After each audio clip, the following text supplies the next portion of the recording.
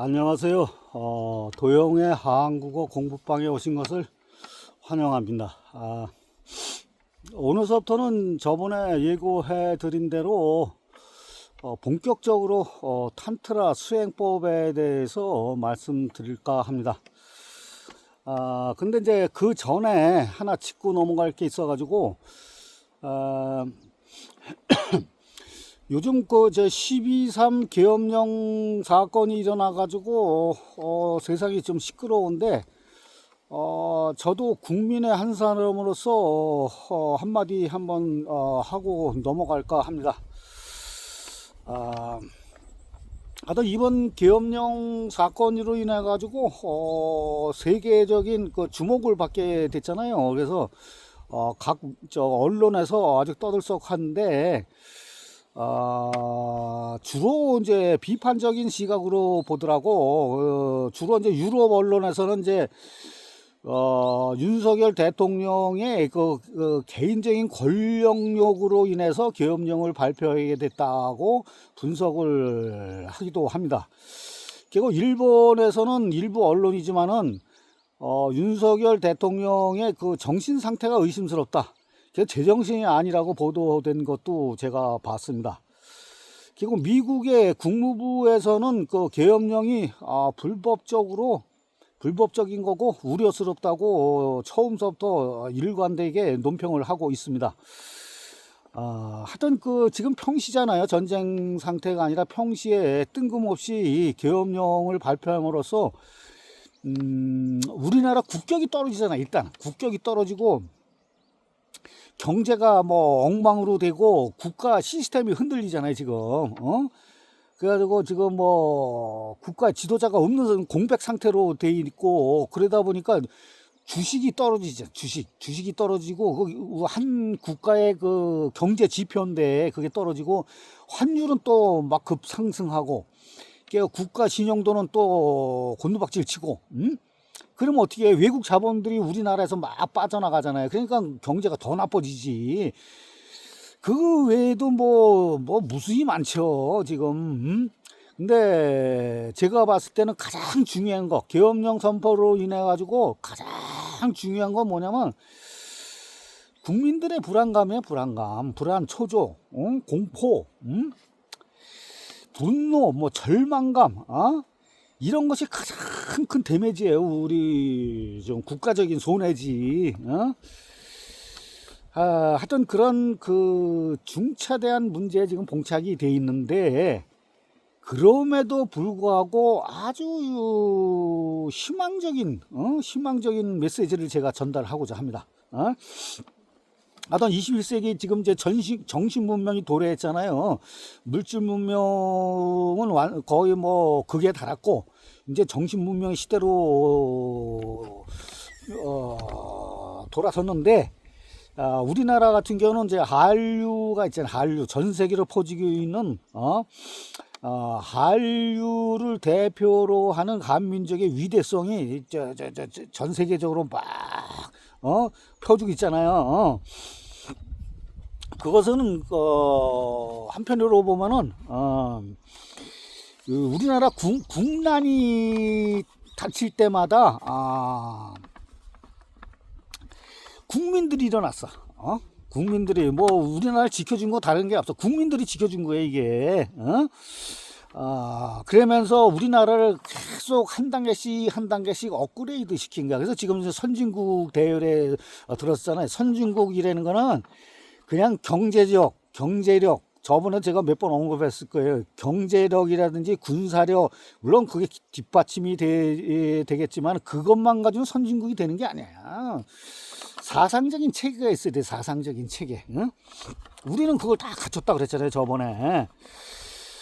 역사적으로 봐도 임진왜란 때 보면은 무지랭이 소리를 들었던 백성들이 일어났잖아. 백성들이 일어나가지고 의병을 일으켜가지고 나라를 구했잖아.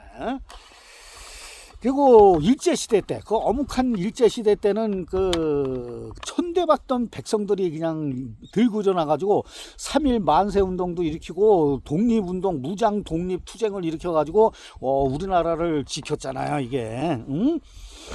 그러면서 그것이 이제 제3세계 제3세계의 독립열기의 기폭제가 됐잖아요, 그게. 그리고 5.18 광주 민주화 운동 때는 어땠어요? 저번에도 제가 언급을 했지만은 이거는 유네스코에서 평가한 거예요. 유네스코에서 평가인데 그거에 영향을 받아가지고 동아시아 국가들의 그 민족적이고 민주주의의 이 열기, 그 열기를 일으키게 한 원동력이 됐다고 그러잖아요, 이게. 그만큼 우리 민족이 아주 위대한 민족이라는 거예요, 이게. 응? 이번에도 그랬잖아요. 계엄령이 터지니까 국민들이 일어나가지고 그거를 계엄 사태를 막아냈잖아요, 이게. 이게, 촛불혁명도 그랬고 이것도 시민혁명이라고 볼 수가 있는 거 아니에요, 이게. 하여튼 이런 것들이 한류에 이어서 또 하나의 자랑거리가 될 수 있는 거예요, 이게. 그걸 뭐 누구는 K-팝에서 K 계엄 뭐 그렇게도 부르고 막 그래. 옛날엔 촛불 들었지만 지금은 아이돌 스타들이 공연할 때 젊은 애들이 막 들고 나는 봉 있잖아요. 그거 가지고 이번에 촛불 집회하고 막 그러잖아요. 응? 하여튼 우리 국민은 그 두 번의 그 군사 독재 정권을 겪었잖아요. 그걸 견뎌낸 국민들이에요, 우리가. 그만큼 민주 시민의 의지가 시민혁명을 일궈낸 거예요, 이게. 그리고 뉴스 보니까 그 미국의 하원 의원인 셔만 의원이 있어요. 이분의 말처럼 이분이 뭐라 그러냐면 한국 국민이 전 세계 사람들에게 희망을 심어줬다. 이 계엄령 사태를 보면서. 하여튼 이번 계엄령 사태로 인한 그 국민들의 불안감과 혼란을 우리 국민들이 역사에서 증명했듯이 슬기롭게 극복을 할 수 있다고 저는 확신을 하고 있습니다. 그래서 한번 조기에 이게 빨리 얼른 끝났으면 좋겠어요. 마무리 져가지고 그리고 하여튼 본격적으로 한번 탄트라의 수행법에 대해서 말씀을 드릴까 합니다. 이거는 저번에도 말씀드렸지만 오쇼 라즈니시의 강의를 바탕으로 제가 간략하게 메모를 한 겁니다. 하여튼 이건 전체적으로는 39개 차트로 구성되어 있는데 39개 차트로 구성되면서 112가지의 수행법을 소개하고 있습니다. 하여튼 이거는 제가 처음에는 제가 자세하게 각 수행법 112가지를 자세하게 설명을 드리려고 그랬는데 너무 분량이 많아 가지고 그렇게 하려면 3년 이상 걸리니까 하여튼 이거는 제가 그냥 제가 요약한 대로만 제가 읽는 방법으로 진행을 시킬까 합니다. 그리고 가끔가다 시간이 되면은 더 제가 부연 설명을 하더라도 그냥 읽고 넘어갈게요. 하여튼 탄트라 수행법 첫 번째 차트의 제목은 호흡이에요. 호흡 우주에 이르는 다리. 그러니까 각성을 해가지고 의식 상태를 확장을 해가지고 우주에 이르러가지고 깨달음을 얻는다는 거죠. 그러니까 여기에는 첫 번째 차트에는 4가지 수행법이 있어요. 4가지 수행법이 있는데 그 4가지 수행법 전체적인 그 아웃라인 개요가 있거든요. 그거를 제가 천천히 한번 읽어 볼 테니까 여러분들이 한번 잘 보시고 자기한테 맞는 그 수행 방법을 선택해서 해보면은 여러분한테 건강에 저는 다른 거 깨달고 이런 거는 크게 관심 없고 건강에 좋다고 저는 생각하기 때문에 소개시켜 드린 거예요. 자, 첫 번째 차트 호흡 우주에 이르는 다리 개요입니다. 4가지 수행법의 개요. 호흡은 우주에 이르는 다리이다. 진리는 언제나 여기에 있다. 진리는 미래에 성취되는 것이 아니다. 지금 그리고 여기에 있는 그대가 바로 진리이다. 그래서 진리는 창조되거나 발명되는 것도 아니며 찾아지는 것도 아니다. 진리가 있다는 사실을 그대가 발견할 수 있어도 진리 그 자체를 볼 수는 없다. 찾는 노력이 바로 장벽이 되기 때문이다. 찾는 자는 현재에 있고 찾는 행위는 미래에 있다. 그대는 찾는 것을 결코 만날 수 없다. 명상의 모든 방편은 과거나 미래에서 떠도는 마음을 현재로 이끌어오는 방법이다. 그대가 찾고 있는 것은 이미 여기에 있다. 마음을 찾는 행위에서 찾지 않는 상태, 즉 무의의 상태로 전환되어야 한다. 이것을 지적으로 해석하려면 더욱 어려워진다. 도대체 무슨 수로 마음을 그렇게 바꿀 수 있단 말인가? 그때 마음은 다시금 찾지 않는 상태, 즉 무의의 경지를 하나의 대상으로 만들어 놓고 다시금 그것을 추구하기 시작한다. 처음에 마음은 말한다. 찾지 마라. 그리고 나면 마음은 또 말한다. 나는 찾지 않아야 한다. 그때 찾지 않는 상태가 새로운 목표가 된다. 이리하여 찾는 행위는 또 시작된다. 욕망은 뒷문으로 다시 들어온다. 그러므로 세속적인 것을 갈망하는 사람이나 비세속적인 것을 갈망하는 사람이나 찾는 행위에 있어서는 마찬가지이다. 그들은 똑같은 마음의 게임을 벌이고 있는 것이다. 사실 모든 목표는 세속적인 것이다. 찾는 행위 그 자체가 세속적인 것이기에 그러므로 세속적이지 않는 것을 찾을 수 있는 성질의 것이 아니다. 찾는 순간 그것은 세속적인 것이 된다. 그대가 신을 찾는다면 신은 세속적인 것의 한 부분이다.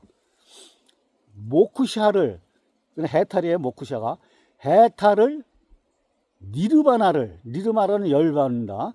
니르바나를 찾는다면 그것 역시 세속의 범주를 넘어서지 못한다.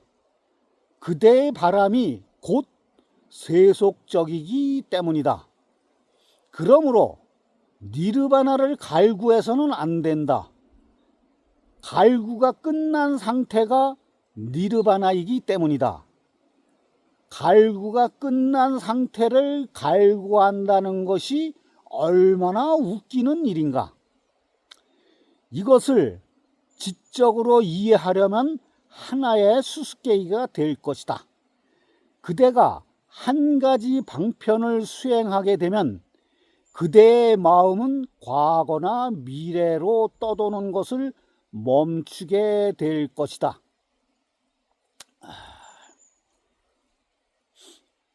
그때 갑자기 그대는 현재 속에서 자신을 발견하게 될 것이다. 붓다나 노자나 크리슈나 모두 한결같이 방편을 이야기한 것도 바로 이 때문이다. 어떤 것이라도 일단 마음과 연관되면 그것은 문제거리로 변한다. 찾지 않는 상태마저 문제가 되는 것이다. 어떻게 하면 욕망을 없앨 수 있느냐고 묻는 사람들이 있다. 그들은 모두 욕망이 없는 상태를 욕망하고 있다. 그들은 어디선가 영적인 격언, 욕망이 없으면 축복의 경지에 이르리라. 그리고 그대의 영혼이 자유롭게 되리라. 욕망이 없으면 고통마저 끝나리라 라는 말을 들었던 모양이다. 이제 그들은 고통이 없는 경지를 얻으려고 갈망하고 있다. 그들의 마음은 지금 속임수를 쓰고 있다. 그들은 아직도 갈망하는 상태에 있다. 단지 목표와 대상이 바뀌었을 뿐이다. 그들은 이전에 돈과 명성, 부와 권력을 갈망했다. 그러나 이제는 그 모든 것들이 해결될 수 있는 갈망 없는 경지를 갈망하고 있다. 갈망하는 행위는 아무것도 달라진 것이 없다. 오히려 이전보다 더 교활하게 위장하고 있다. 명상의 방편들을 수행한다면 그대의 마음은 현재로 돌아올 것이다.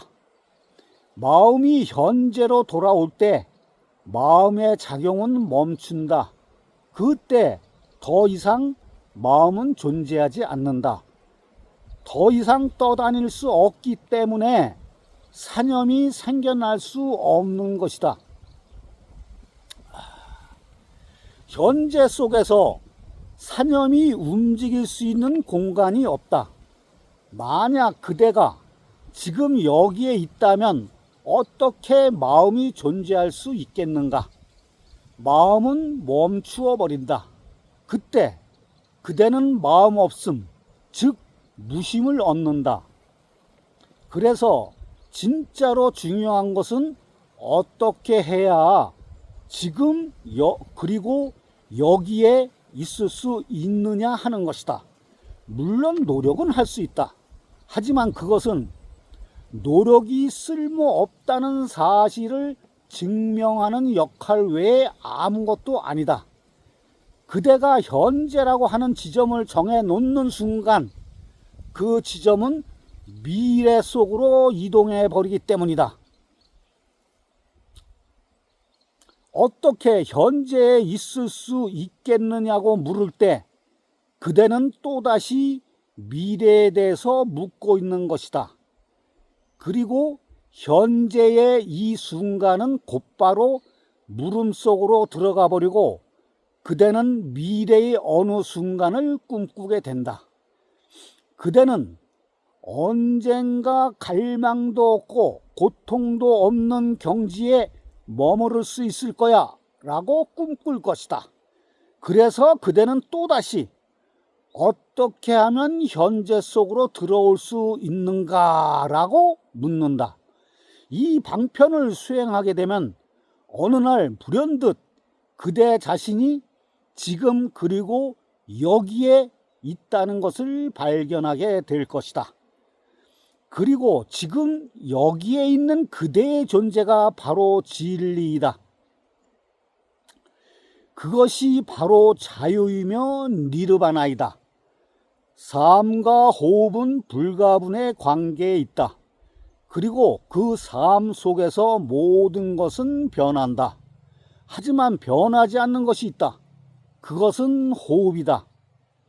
호흡은 탄생과 죽음 사이에서 끊임없이 계속된다. 모든 것이 변한다. 그러나 호흡만은 끊임없이 계속된다.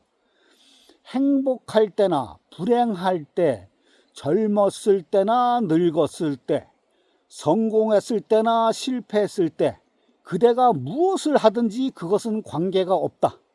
오직 한 가지 분명한 사실은 그대가 그 언제라도 호흡하지 않으면 안 된다는 것이다. 단 한순간이라도 호흡이 멈춰진다면 그대는 더 이상 생존할 수 없다. 만약 그대가 애를 써야 호흡이 가능하다면 그때는 살아가기가 참으로 힘들 것이다. 하지만 그대는 호흡하려고 특별히 애를 쓰지 않아도 호흡할 수 있다. 그대의 영혼이 잠들어 있어도 호흡은 계속된다. 무의식 상태 속에서도 깊은 혼수 상태 속에서도 호흡은 계속된다. 호흡은 그대 자신도 모르게 계속되는 어떤 것이다. 첫째로 호흡은 그대 속에서 끊임없이 움직이고 있으며 그대의 본질을 구성하는 인자이다. 둘째로 호흡은 삶에 있어서 가장 근본적이며 기본적인 것이다. 호흡하지 않고는 생존할 수 없다. 호흡과 삶은 동의어이다. 호흡은 삶의 메커니즘이다. 이 때문에 인도에서는 호흡을 프라나라고 부른다. 프라나에는 생명력과 활동력이라는 두 가지 뜻이 담겨 있다. 따라서 그대의 삶은 그대의 호흡이다. 셋째로 호흡은 그대와 그대 육체 사이의 다리 역할을 한다. 호흡은 그대를 그대의 육체에게 연결시켜 주고 있다. 호흡은 또한 그대 자신과 우주 사이에서도 다리 역할을 한다. 육체는 그대에게 다가온 우주다. 육체는 그대에게 가장 가까이 접근해 있는 우주다. 그대의 육체는 우주의 일부분이다. 육체 속에 있는 모든 것, 낱낱의 세포들이 곧 우주의 부분이다. 그리고 호흡은 그것들을 이어주는 다리이다. 다리가 부서지면 그대는 더 이상 육체 속에 머무를 수 없다. 그대는 더 이상 우주에 존재할 수 없다. 더 이상 시간과 공간 속에서 발견될 수 없다. 시간과 공간을 그대에게 연결해주는 다리는 바로 호흡이기 때문이다. 그래서 그대가 호흡을 잘 다루면 그대는 시간과 공간을 초월할 수 있다. 그대는 미지의 차원으로 들어갈 수 있다. 호흡은 두 개의 극점을 갖고 있다. 한 극은 그대의 육체와 우주에 연결되어 있다. 다른 한 극은 그대의 존재와 초우주에 연결되어 있다. 우리는 호흡이 한쪽 극만을 알고 있다. 호흡이 우주 속으로, 육체 속으로 이동하는 것만 알고 있다. 그러나 호흡은 육체로부터 비육체로, 우주에서 초우주로도 이동한다. 우리는 호흡의 다른 이 극점을 알지 못하고 있다. 또 다른 이 극점을 알게 되면 그대의 차원은 변형된다. 요가에서는 체계적인 호흡을 한다. 호흡을 체계화시키면 더욱 건강해질 것이다. 그때 그때의 호흡의 비밀을 알게 될 것이며, 그러면 그대의 수명은 더욱더 연장될 것이다. 더욱 그대는 강해질 것이다. 생명 에너지로 가득 찰 것이다. 더욱 젊어지고 싱싱해질 것이다. 그러나 탄트라는 그런 것을 개의치 않는다. 탄트라는 호흡을 제어하고 체계화시키는 것에 찬성하지 않는다. 그저 그대의 내면으로 되돌아가는 방편으로서 호흡을 잠시 이용할 뿐이다.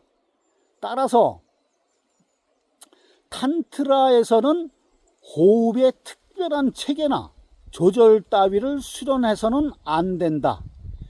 있는 그대로의 호흡 속에서 호흡의 또 다른 어떤 극점을 자각하기만 하면 된다.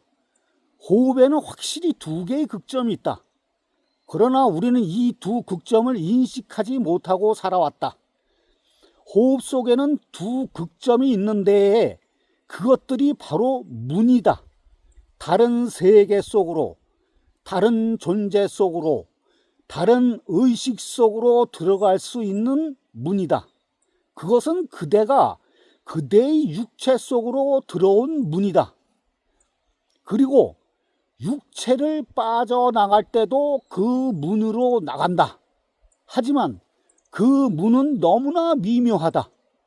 호흡은 가장 그대 가까이에 있다. 가까이에 있는 것일수록 관찰한다는 것이 더 어렵다. 분명할수록 더 어렵다.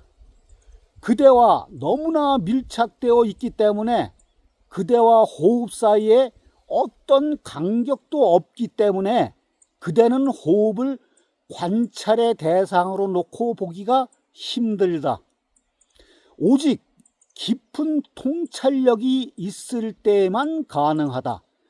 그때만이 호흡의 두 극점에 대해 깨닫게 된다. 그리고 그러한 각성이 이들 방편의 기본이 된다. 이것이 이제 첫 번째 차트의 4가지 수행법의 개요입니다.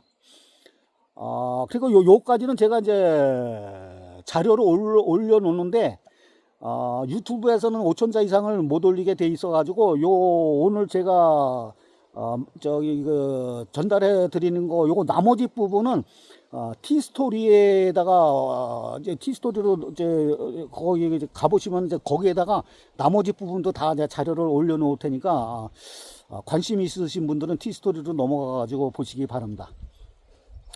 자 오늘은 이제 시간이 얼마 안 남아 가지고 수행법 4가지 중에서 우선 한 가지만 오늘 더 말씀드릴게요. 탄트라 수행법, 탄트라 비전 첫 번째 차트인 호흡 우주에 이르는 다리의 첫 번째 수행법. 이거는 이제 제가 쭉 읽어볼 테니까 이걸 가지고 관심 있으신 분들은 수행을 해보시기 바랍니다. 빛의 샘, 보통 이제 광원, 빛의 샘. 이거 광원은 이제 물리적인 거고, 빛의 샘은 어떤 이제 형이상학적인 거죠. 빛의 샘. 그 황홀한 일별은 들이쉬고 내쉬는 숨 사이에서 찾을 수 있도다. 숨이 들어오고 들어온 숨이 나가려고 하기 직전 바로 거기에 지복이 깃들어 있도다.